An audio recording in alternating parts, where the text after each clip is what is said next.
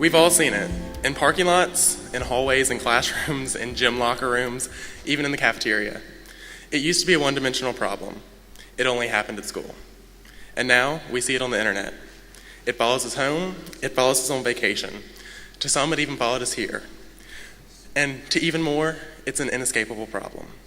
It is a problem of bullying, and it needs to stop. NASC, as a national organization of middle schools and high schools, has to take a stance to promote cooperation and understanding amongst students. And this belief in a safer world has been echoed by President and First Lady Barack and Michelle Obama. The Obamas this year held the first anti-bullying summit at the White House.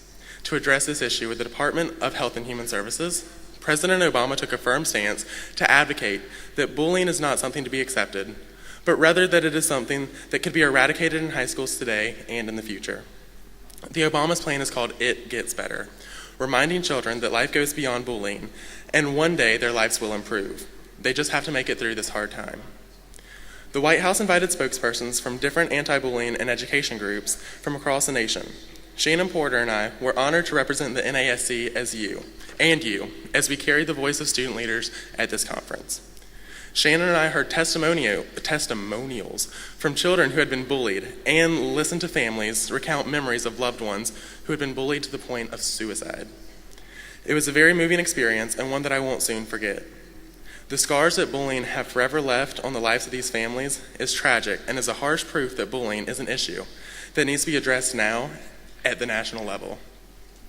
Representatives from each organization at the summit were able to advocate a plan of action on how to eradicate bullying. Shannon and I advocated the methods that the NASC supports and the importance of roles that students' leaders play in anti-bullying efforts. As leaders, we have the capacity and know-how to rally our students' bodies to be the spark that changes the attitudes in our schools. To do this, we must encourage our student bodies, raise the voice, and create student-led action.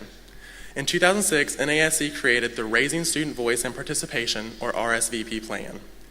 Using RSVP, our councils can lead school-wide discussions addressing the problems of bullying and turning students' anti-bullying ideas into action.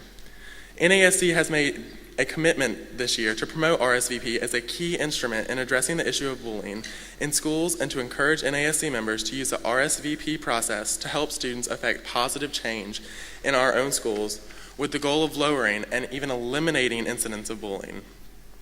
Not only was the experience of going to the White House and listening to the President and the First Lady speak about issues so relevant to what we as middle and high schoolers experience was awing, but being able to speak up for those who are unable to speak for themselves was empowering and humbling at the same time. The Obamas showed a vested interest in the future of our nation and concern for the youth, and for that I truly appreciate their effort. I wish for everyone at the STAR Conference to take a pledge to not allow bullying to persist in your schools, advocate for those victimized by bullying, and take a stance to raise awareness for this problem, one which is normally just shrugged off as a universal rite of passage. Take home to your schools a message that bullying is wrong and needs to be stopped. Thank y'all and have a wonderful day.